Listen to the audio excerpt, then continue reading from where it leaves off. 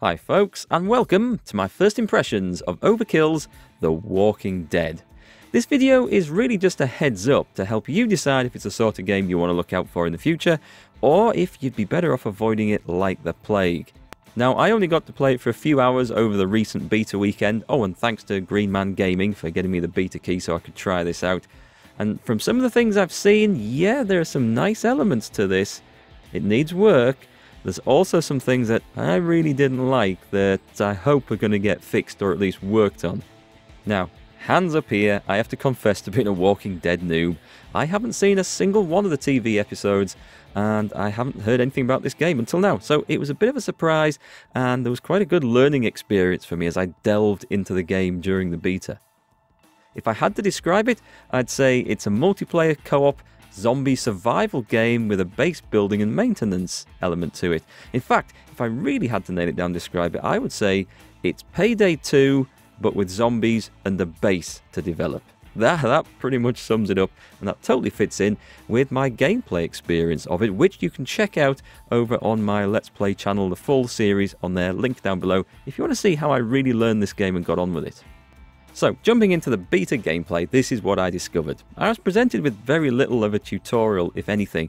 You start off exploring your own base. You are a group of survivors, and you have a fortified base where you're trying to keep the horde of zombies out. Oh, by the way, there's not just zombies to fight in this game. There is a rival group of survivors called the Family. And yeah, they kind of want to take all your stuff, but you'll meet more of those later on. The immediate threat are the zombies trying to batter down the gates. So in your base are some NPCs which will sell you some stuff and craft some stuff and smoke invisible cigarettes. Yeah, I should say this is the beta version and beta footage that you're seeing in the background here. There's a lot of work needs to be done. But it isn't just going to be a case of building your base up. You have to maintain it. You have to bring in parts and scrap and equipment and tools and food. And yeah, you may have more NPCs than you really want to feed. So some of them might just have to get kicked out. We don't really know too much about that side of it yet, but it does add a bit more of an element to the game. All your equipment, all your maintenance, all your guns, they degrade, they need repairing, you need to cycle through them. So, first mission that you jump into is basically you and some other players going to be fighting off a horde of zombies trying to batter down the gates. And you can choose from 4 characters as you go into the game as well. They all have different abilities, they start with different weapons, they have different trees that you can level up as you gain experience in them, make them better at what they do. But let's just talk about this very first mission. This is where I was thrown into the game. It's very much like the heist system from PayDay 2. You choose a mission on the map that you've unlocked, that you have access to. You wait for other random players to join you. And this is one of the issues. It's much better playing this game if you've got a group of friends you can call upon. And you'll see why as we go through. And then, when your party's full, or not, if you can't be bothered to wait, you jump into the mission and off you go. So we've got to keep the zombies out. There's various things we can do. We can lay barbed wire, we can pick up planks. You're going to need those to rebuild the gates when they get knocked down. And then the horde comes, the zombies come wading on in. And these are kind of different ones. There's actually some smart AI in this. They respond to noise, and I didn't realise this when I was first playing, so I was just going around shooting stuff with guns. Not a great idea, because the walkers, as they're known, yeah, they come after the loudest noise source. So it's better to be quiet. Stealthy weapons, silenced weapons, melee weapons that don't make much noise. That's the order of the day, unless you, for some reason, want to cause a distraction and pull the walkers away from maybe some of your teammates. The first mission, when you don't know anything about the game, is actually pretty challenging.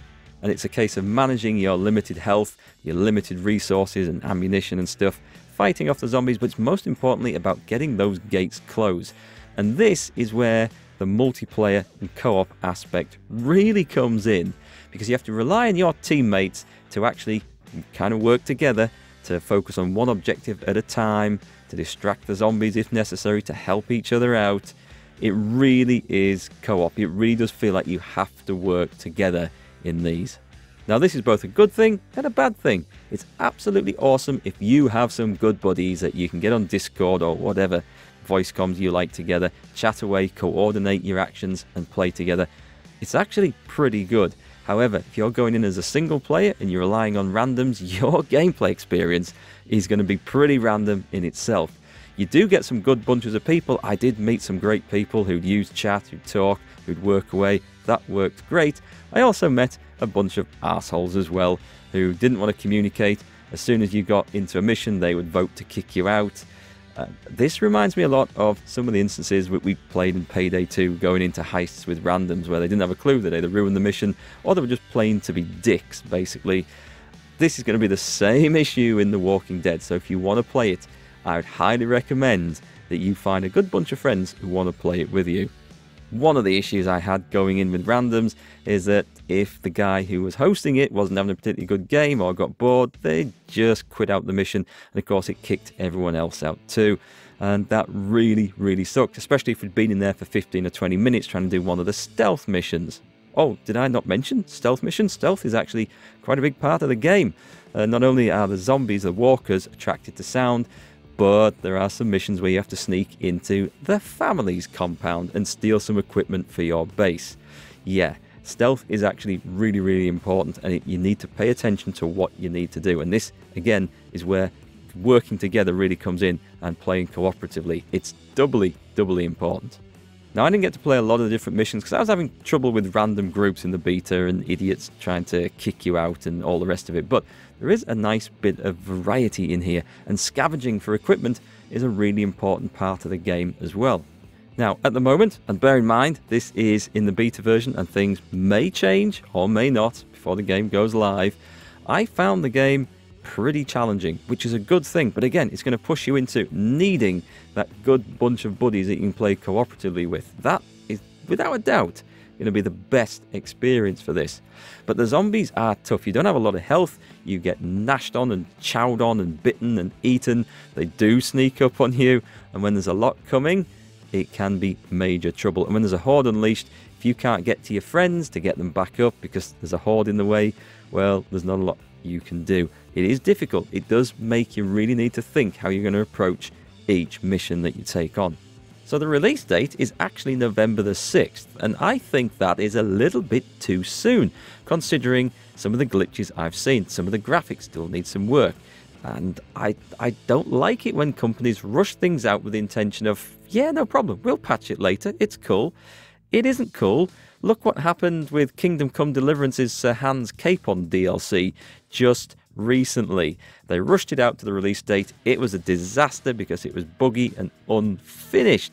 And yeah, sure, they patched it a week later and fixed it, which is good. That is good. But by that point, the damage is done. Players are wary of buying such products in future. And I don't like it when developers do this. But anyway, it is coming out on November the 6th. It's coming out in a series of episodes. 1 to 10, I think, is coming out on November the 6th. And then between the end of November and June next year, we're going to see another 9 episodes for Season 2. I'm guessing these are just going to expand the range of missions that you can do and things that you can do in the game. I'll have to wait and see, I suppose.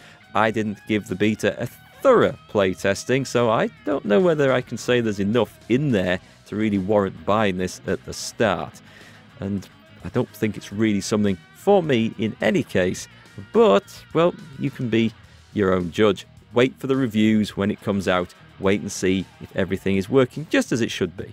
So is this going to be a game that I'm going to look out for, and would I recommend you guys look out for it? Well, I'm going to go right back to what I've said all the way through this video.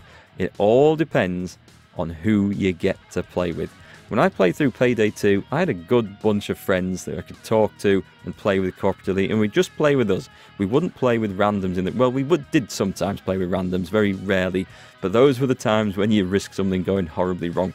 This, no surprise, by the way, because Overkill also own the PayDay 2 franchise, this is going to be exactly the same. So if you have a great big bunch of buddies that you love playing with, and you like zombies and survival and base building management, you're probably going to like this. But if you're going to go into everything playing solo, if you don't like playing with other people, or you just don't get on like that, you're not going to get a whole lot out of this game. It's going to be really, really frustrating, in my opinion. And while I have likened it to PayDay 2, it doesn't have the humour element that made PayDay 2 absolutely fantastic. This one is definitely more of a gritty zombie survival game. So naturally, the game isn't finished, it isn't released yet. We will have to wait and see what it's like when it comes out. This isn't a review, it's just a heads up, just to tell you guys what's out there. I mean, I'd never even heard of this until I managed to get hold of a beta key, magically. So it was a surprise to me, and I've not been a huge fan. I haven't followed the Walking Dead series at all. But if you have, and then you've probably heard of this game and maybe looking forward to it. So let me know what you think of what you've seen in the comments, and especially if you played in the beta weekend, let me know what you thought of it. Alright folks, if you want to check out my full Let's Play series of this, there's only 3 episodes, didn't play it very long, go and click on the link down below for the other channel. And if you want to see some more zombie action, well, I've got Far Cry Living Dead Zombies that you can watch over there as well. Alright, thanks for watching, let me know what you think, and I'll catch you again on the next one.